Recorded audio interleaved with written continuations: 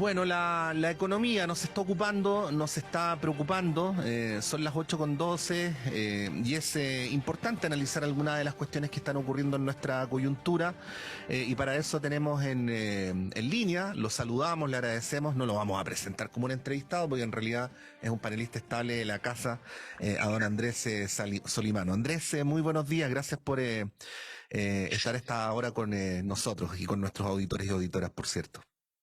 Buenos días, Patricio. ¿Qué tal? ¿Cómo estás? Bien, pues espero que estés bien tú también. Sí, sí, bien acá en España, escapándome un poco de los calores del norte de España, en el norte de España, en Galicia, que tiene un clima mucho más agradable que Madrid, para qué decir que el sur de España, que Sí, está siendo afectado por olas de calor bastante serias. sí, que además se retroalimentan, Andrés, con los incendios forestales. Hemos ido mirando con preocupación eso que está ocurriendo por allá. Sí, Bueno, pero no vamos a hablar de incendios forestales esta mañana, aunque podríamos hacerlo, por cierto, sí. sino de economía. Y es bien preocupante lo que está ocurriendo en Europa. A ver si nos cuentas, bueno, con tu conocimiento de economista, pero también por estar in situ, lo que está ocurriendo ahí con la posibilidad de que se genere una suerte de recesión en cadena, ¿no? En el viejo continente y las consecuencias que esto podría tener. Sí, a ver, efectivamente se está anticipando que puede venir una recesión que podría empezar en la segunda mitad del año y con mayor fuerza el año 2023. Ahora, si uno ve la vida del verano europeo, me ha tocado estar también en Gran Bretaña y en otras partes, pero ahora desde hace un tiempo en Madrid, en España en general, ve toda la gente fuera, un poco tomándose el desquite de dos años de pandemia sin salir, entonces los vuelos de avión, los trenes, los hoteles, los lugares de los museos, etcétera, las playas también, están todas llenas. Entonces uno dice, pero se está hablando de una recesión que es muy seria, pero no se ve a la gente en estado de un país, de una región en recesión.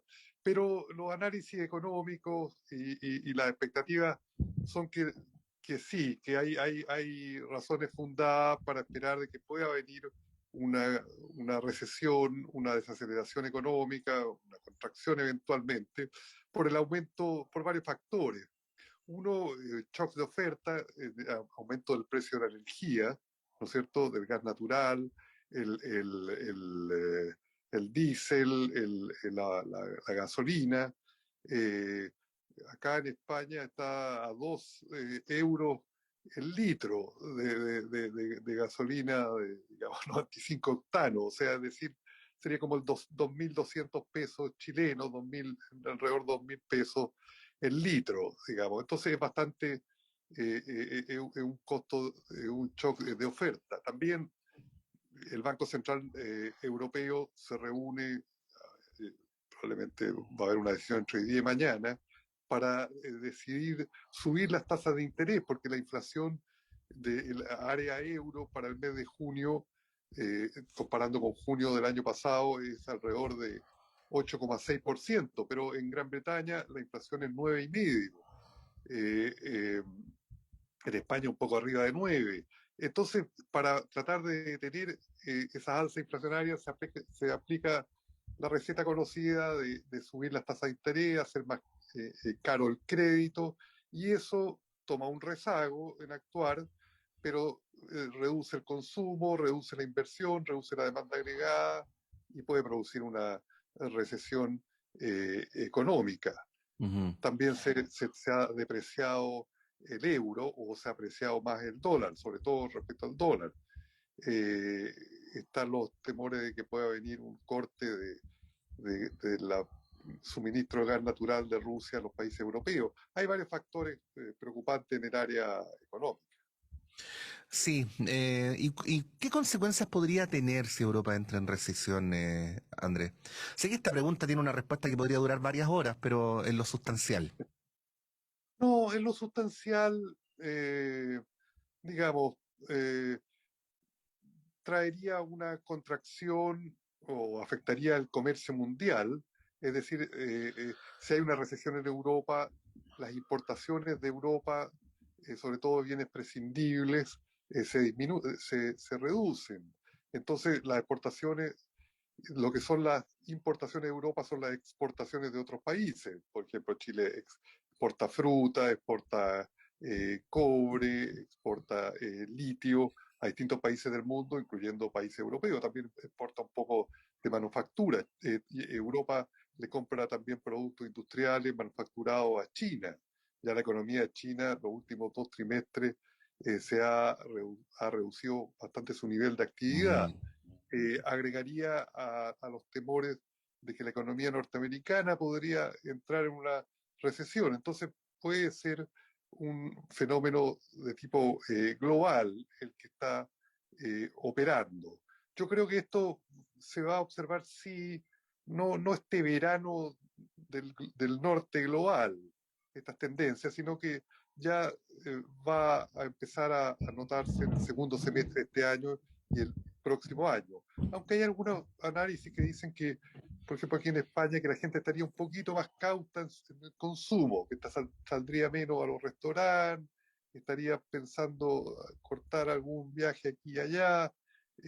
O sea, son ciertos indicadores de que hay temores de que la situación económica cambie respecto a lo que ha sido, por lo menos el primer semestre de este año y el año pasado sobre todo, y entre en un ciclo recesivo, pero las consecuencias globales no serían menores dada la importancia económica de Europa. Sí, bueno, hay algunos elementos de inestabilidad política o de incertidumbre que también de alguna manera dialogan con lo que estamos conversando, Andrés. Bueno, ya sabemos, por ejemplo, que el sistema político italiano está permanentemente informándonos de crisis, ¿no? De crisis para formar Sí, gobierno, sí. renuncia, en fin, y está volviendo a pasar por lo mismo. Entonces ahí, bueno, quería preguntarte qué consecuencias podría tener esto. Sabemos que hoy por hoy Italia no es una de las economías más importantes de Europa, pero sigue siendo un país relevante. Por supuesto. Sí, no, mira, Patricio, lo que pasa, bueno, conocemos los ciclos de la crisis a la italiana, Ujú. y en nuestro símil en América del Sur, de crisis a la Argentina, que está Mm. relacionada por la migración desde Italia. Pero, eh, a ver, lo que pasa es que la semana pasada el movimiento Cinco Estrellas de Italia le quitó, dijo que no iba a dar un voto de confianza al gobierno encabezado por el primer ministro Mario Draghi. Mario Draghi fue por varios años el presidente del Banco Central Europeo, es un destacado economista, Uh. del MIT incluso, Ah, ya, ay.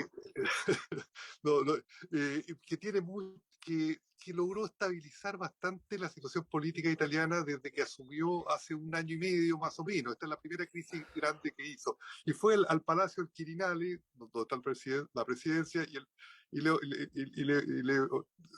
adelantó que quería al presidente Martorella renunciar. El presidente le dijo, por ningún motivo trate de arreglar los problemas con su coalición política, pero no puede renunciar usted, porque es una persona con muchos contactos en Bruselas, con muchos contactos en Estados Unidos, con muchos contactos en la Comisión Europea, y que es importante, si bien no es de la economía más grande, Italia es la que recibe más ayuda de los fondos de recuperación post-COVID, 200.000 millones de euros.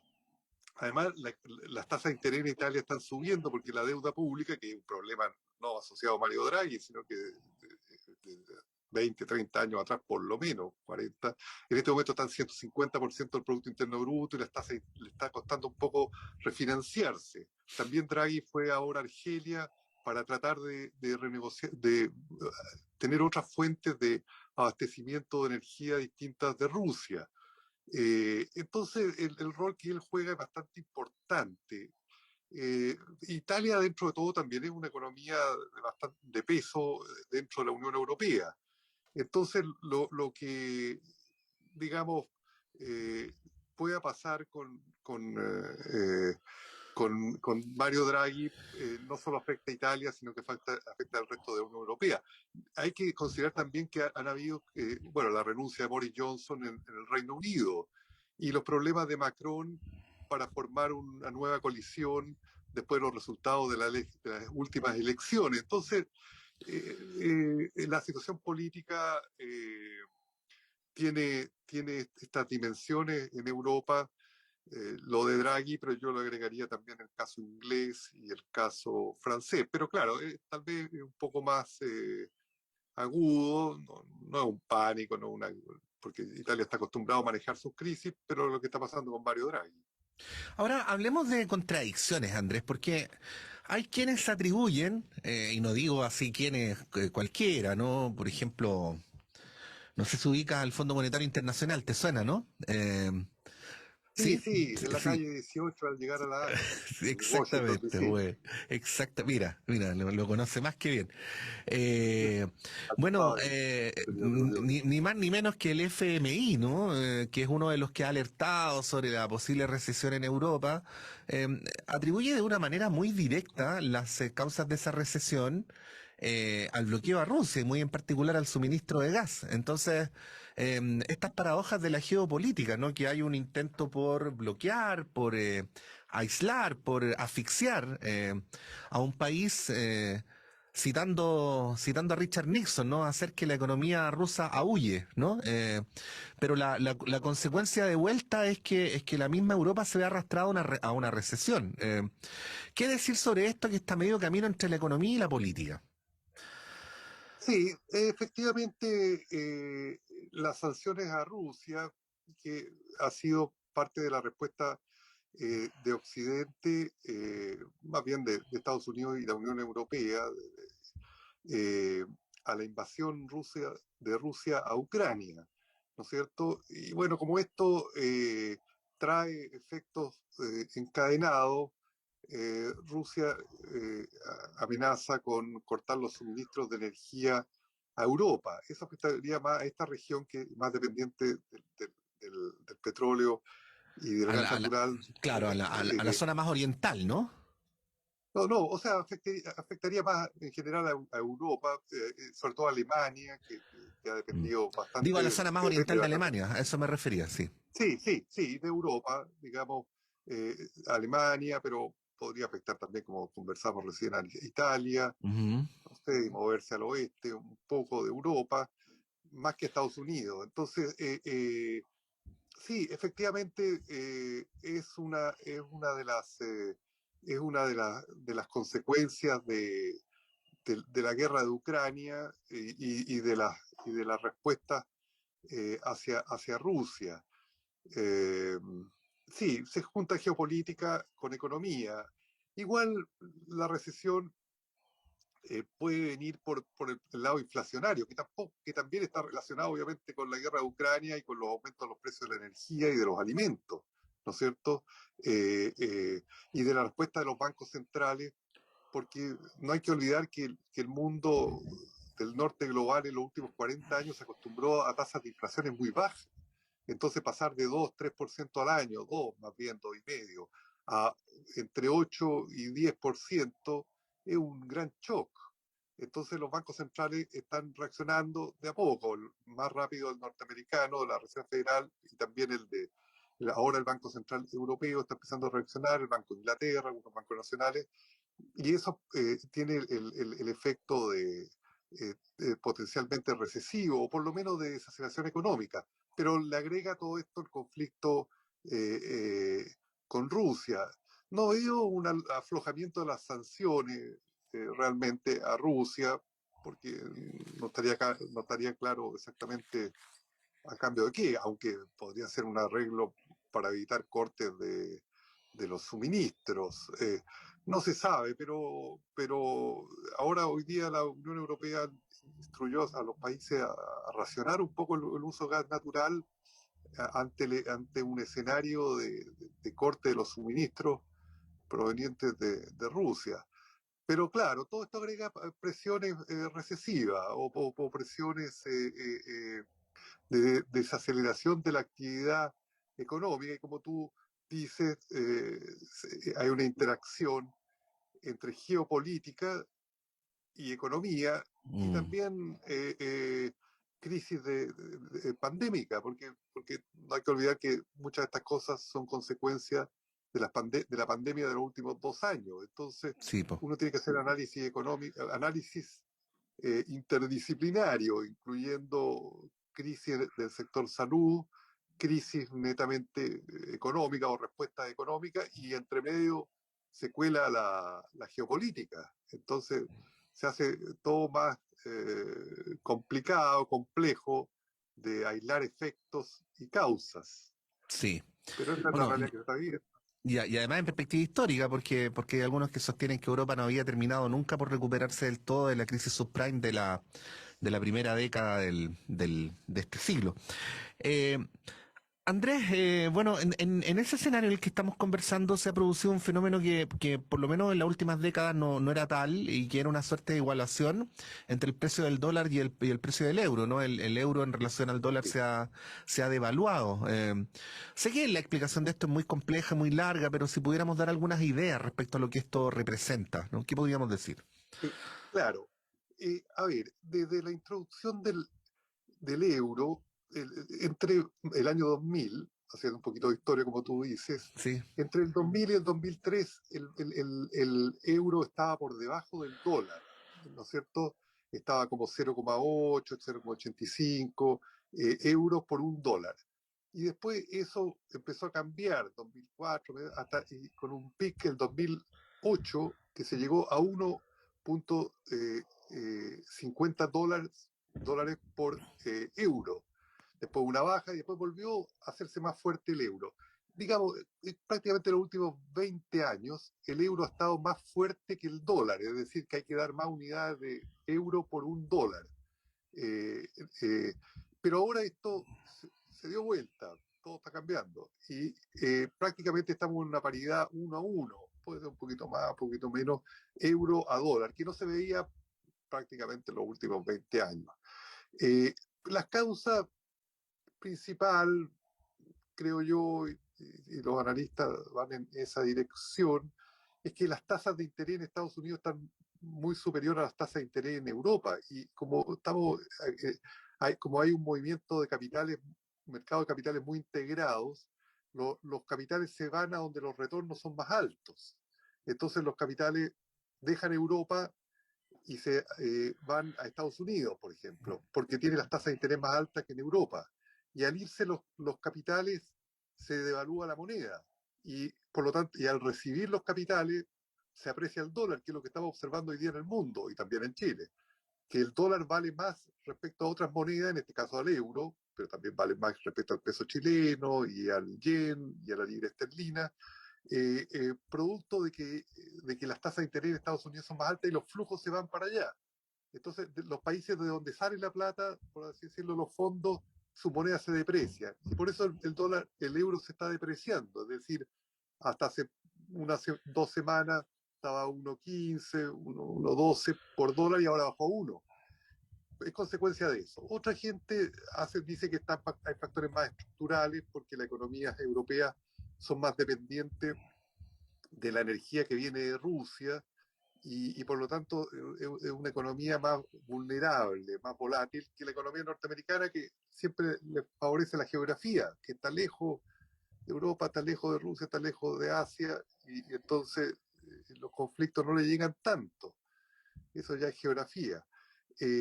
Pero yo creo que la principal causa es esta. Pero ahora el Banco Central Europeo va a empezar a subir las tasas de interés, entonces eso debiera fortalecer un poco más el euro. Eh, Mm. pero efectivamente es una cosa que no sucedía en los últimos 20 años. Igual las tasas de interés en Estados Unidos, como del 2015, 16, está más alta de que la de Europa y no se ha depreciado tanto el euro, pero ahora ya es más evidente. Yo creo Ujú. que por ahí va la explicación, Patricio, de la devaluación del euro. Bueno, son algunos elementos importantes a tener en consideración. Obviamente nuestra condición de país globalizado hace que este tipo de cuestiones también tengan consecuencias acá. Y vamos a estar, Andrés, conversando, probablemente, o quizás te propongo de antemano en nuestro próximo diálogo podríamos hacer la otra cara, ¿no? Y contar lo que está pasando en tu apreciación con la economía chilena y ver las consecuencias de este tipo Ya, de fenómenos en nuestro país. Tú sabes que una de las prácticas de la política chilena reciente es pelotearse respecto a quién tiene la culpa de la crisis. Bueno, y que es una pregunta que obviamente no tiene una respuesta unívoca, ¿no? Sino que corresponde a varios factores. Pero por de pronto hemos estado con Andrés Solimano. Andrés, muchas gracias por esta Cla- conversación, que estés muy bien y bueno, seguimos conversando contigo, aunque estés lejos, ¿no? ya, un gusto, Patricio, con todo agrado. Seguimos conversando, pasamos a nuestro país, que las consecuencias en una próxima oportunidad de las distintas cosas que pasan por el mundo y adentro del país también. Hasta pronto. Vale, un abrazo, que estés muy bien. Un abrazo, Patricio. Gracias. Ahí estaba nuestro panelista estable en economía, Andrés Solimano, dando su opinión respecto a esto que está ocurriendo en Europa, que es bien interesante. Son las 8:32, breve alto, y continuamos en Radio Análisis.